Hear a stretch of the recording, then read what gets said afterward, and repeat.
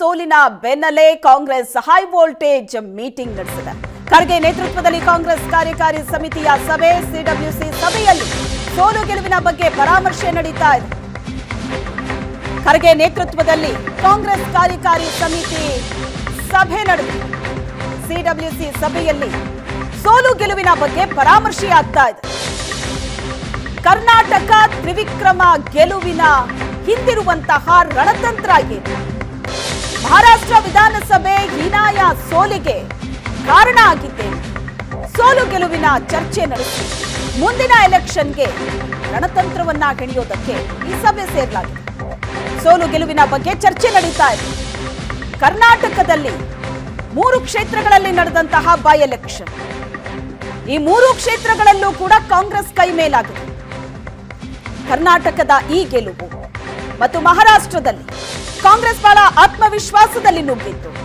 ಆದರೆ ಕಾಂಗ್ರೆಸ್ಗೆ ಮಹಾರಾಷ್ಟ್ರ ಕೊಟ್ಟಂತಹ ಪೆಟ್ಟು, ಇದೆರಡರ ಬಗ್ಗೆಯೂ ಕೂಡ ಸಭೆಯಲ್ಲಿ ಚರ್ಚೆಯಾಗ್ತಾ ಇದೆ. ಈ ಬಗ್ಗೆ ಹೆಚ್ಚಿನ ಡೀಟೇಲ್ಸ್ ಕೊಡ್ತಾರೆ ನಮ್ಮ ದೆಹಲಿ ಪ್ರತಿನಿಧಿ ಮಂಜುನಾಥ್, ಸಂಪರ್ಕದಲ್ಲಿದ್ದಾರೆ.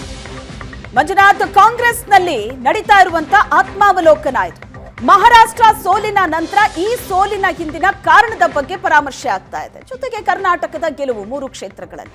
ಸೊ ಈ ಸಭೆಯಲ್ಲಿ ಚರ್ಚೆ ಆಗ್ತಾ ಇರುವಂತಹ ವಿಚಾರಗಳು, ಜೊತೆಗೆ ಏನ್ ನಡೀತಾ ಇದೆ ಈಗ ಡೀಟೇಲ್ಸ್ ಕೊಡೋದಾದ್ರೆ.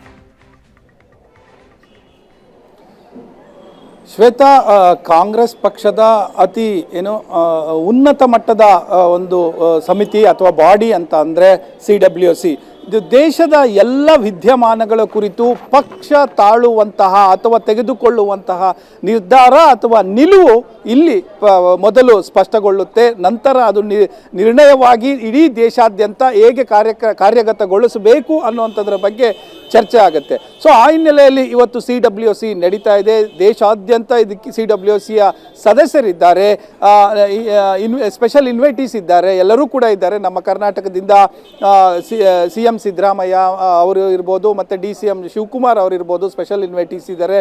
ಅದರ ಜೊತೆಗೆ ಹರಿಪ್ರಸಾದ್ ಅವರು ಕೂಡ ಸದಸ್ಯರಿದ್ದಾರೆ. ಸೊ ಇವರೆಲ್ಲರೂ ಸೇರಿಕೊಂಡು ಇಡೀ ದೇಶದಲ್ಲಿ ಆಗಿರುವಂತಹ ಬೆಳವಣಿಗೆಗಳ ಕುರಿತು ಒಂದು ಕಾಂಗ್ರೆಸ್ ಪಕ್ಷದ ನಿಲುವು, ಹೋರಾಟ ಎಲ್ಲವೂ ಕೂಡ ಇಲ್ಲಿ ಚರ್ಚೆ ಆಗುತ್ತೆ. ಸೊ ಈಗ ಮಲ್ಲಿಕಾರ್ಜುನ್ ಖರ್ಗೆ ಅವರ ನೇತೃತ್ವದಲ್ಲಿ ಸಭೆ ಆರಂಭ ಆಗಿದೆ. ಸಭೆ ಆರಂಭ ಆಗಿ ಈ ರಾಹುಲ್ ಗಾಂಧಿ ಇರ್ಬೋದು, ಪ್ರಿಯಾಂಕಾ ಗಾಂಧಿ ಇರ್ಬೋದು, ಎಲ್ಲರೂ ಕೂಡ ಇಲ್ಲಿ ಭಾಗವಹಿಸಿದ್ದಾರೆ. ಮತ್ತು AICC ಆಫೀಸ್ ಬೇರೆಯವರು ಕೂಡ ಭಾಗವಹಿಸಿರುವಂಥದ್ದು.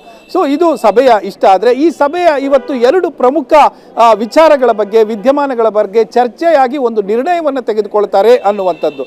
ಮೊದಲನೇದಾಗಿ ಮಹಾರಾಷ್ಟ್ರ ಇರ್ಬೋದು, ಹರಿಯಾಣ ಇರ್ಬೋದು, ಇಲ್ಲಿ ಸೋಲು ಯಾವ ರೀತಿ ಕಾಡಿದೆ ಅನ್ನುವಂಥದ್ರ ಕುರಿತು ಪರಾಮರ್ಶೆ ನಡೆಯುತ್ತೆ. ಮಹಾರಾಷ್ಟ್ರದಲ್ಲಿ ಹೀನಾಯ ಸೋಲಿರ್ಬೋದು, ಹರಿಯಾಣದಲ್ಲಿ ಹತ್ತಿರಕ್ಕೆ ಬಂದು ಕೊನೆ ಕ್ಷಣದಲ್ಲಿ ಸೋತಿದ್ದಿರ್ಬೋದು, ಇವು ಚರ್ಚೆ ಆಗುತ್ತೆ.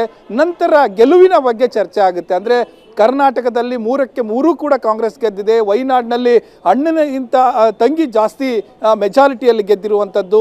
ಅದೇ ರೀತಿ ಬೈ ಎಲೆಕ್ಷನ್ನಲ್ಲಿ ಕಾಂಗ್ರೆಸ್ ಬೇರೆ ಬೇರೆ ಕಡೆ ಗೆದ್ದಿರುವಂಥದ್ದು. ಸೊ ಇವೆಲ್ಲವೂ ಕೂಡ ಗೆಲುವಿಗೆ ಒಂದು ಅಭಿನಂದನೆಯೂ ಕೂಡ ಇರುತ್ತೆ. ಮತ್ತು ಪ್ರಿಯಾಂಕಾ ಗಾಂಧಿ ಅವರ ಗೆಲುವಿಗೂ ಕೂಡ ಒಂದು ಅಪ್ರಿಸಿಯೇಷನ್ ಅಥವಾ ಅಭಿನಂದನೆ ಇರುತ್ತೆ. ಇದರ ಜೊತೆಗೆ ಪರಾಮರ್ಶೆ ಕೂಡ ನಡೆಯುತ್ತೆ. ಈ ಸೋಲಿನ ಹಿಂದಿರುವ ಕಾರಣ ಏನು, ನಾವು ಎಲ್ಲಿ ಎಡವುದ್ವಿ ಅನ್ನುವಂಥ ಒಂದು ಪರಾಮರ್ಶೆ ಇರುತ್ತೆ. ಸೊ ಇದಾದ ನಂತರ ಇನ್ನು ಪ್ರಮುಖವಾಗಿ ಪ್ರತಿ ಸಾರಿ ಕೂಡ ಕಾಂಗ್ರೆಸ್ ಸೋಲುವ ಸಂದರ್ಭದಲ್ಲಿ ಒಂದು ವಿಚಾರವನ್ನು ಪ್ರಸ್ತಾಪ ಮಾಡ್ತಾನೇ ಬರ್ತಾ ಇದೆ.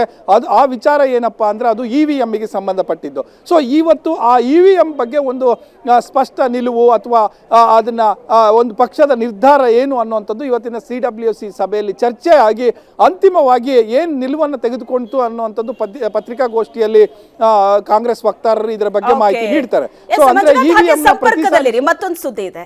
CWC ಸಭೆಯಲ್ಲಿ ಕರ್ನಾಟಕ ಕಾಂಗ್ರೆಸ್ ಬೆಳವಣಿಗೆ ಆಗತ್ತಾ? ಹೈಕಮಾಂಡ್ ಜೊತೆ ಕ್ಯಾಬಿನೆಟ್ ಸರ್ಜರಿ ಪ್ರಸ್ತಾಪ ಆಗತ್ತಾ? ಈಗಾಗಲೇ ಖರ್ಗೆ ಭೇಟಿ ಮಾಡಿ ವಿವರಣೆ ನೀಡಿದ್ದಾರೆ CM. ಖರ್ಗೆಗೆ ರಾಜ್ಯ ರಾಜಕೀಯದ ವಿವರಣೆ ಕೊಟ್ಟಿದ್ದಾರೆ ಸಿದ್ದರಾಮಯ್ಯ. ರಾಹುಲ್ ಗಾಂಧಿ, ಸುರ್ಜೇವಾಲಾ ಮುಂದೆಯೂ CM ಚರ್ಚೆ ನಡೆಸುವಂತಹ ಸಾಧ್ಯತೆ ಇದೆ. ಸಂಪುಟ ಸರ್ಜರಿ, KPCC ಅಧ್ಯಕ್ಷರ ಬದಲಾವಣೆ ಚರ್ಚೆಯಾಗುತ್ತಾ? ರಾಜ್ಯ ರಾಜಕೀಯದ ಬೆಳವಣಿಗೆಗಳು ಏನೆಲ್ಲ ಆಗ್ತಾ ಇದೆ ಅದರ ಬಗ್ಗೆ ವಿವರಣೆಯನ್ನ ಕೊಟ್ಟಿದ್ದಾರೆ ಈಗಾಗಲೇ CM ಸಿದ್ದರಾಮಯ್ಯ. CWC ಸಭೆಯಲ್ಲಿ ಕರ್ನಾಟಕ ಕಾಂಗ್ರೆಸ್ನ ಬೆಳವಣಿಗೆಯ ಕುರಿತಂತೆ ಚರ್ಚೆ ಆಗತ್ತಾ? ಈ ಬಗ್ಗೆ ಹೆಚ್ಚಿನ ಡೀಟೇಲ್ಸ್ ಕೊಡ್ತಾರೆ ಮಂಜುನಾಥ್ ಇದ್ದಾರೆ ದೆಹಲಿಯಿಂದ ಸಂಪರ್ಕದಲ್ಲಿ.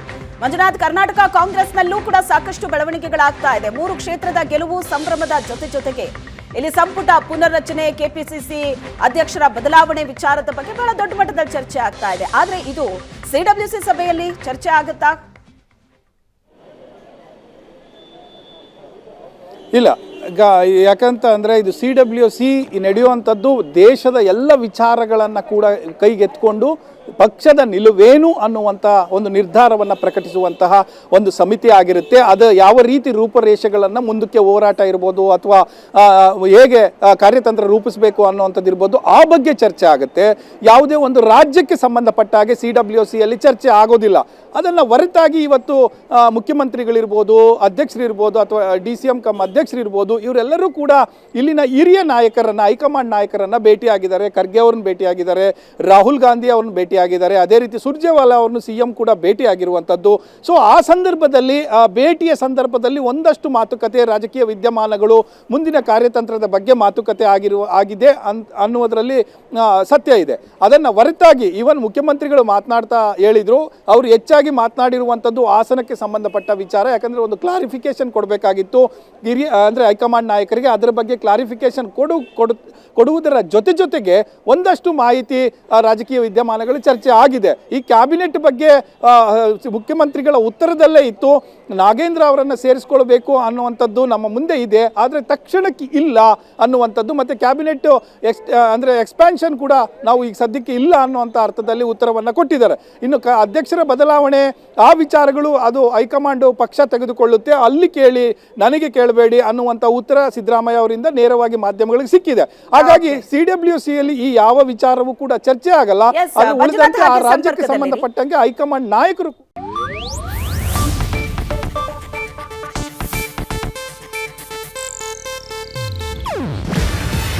ಇದು ಏಷ್ಯಾನೆಟ್ ನ್ಯೂಸ್ ನೆಟ್ವರ್ಕ್ ಪ್ರಸ್ತುತಿ. ನೀವು ನೋಡ್ತಿದ್ದೀರಾ ಏಷ್ಯಾನೆಟ್ ಸುವರ್ಣ ನ್ಯೂಸ್.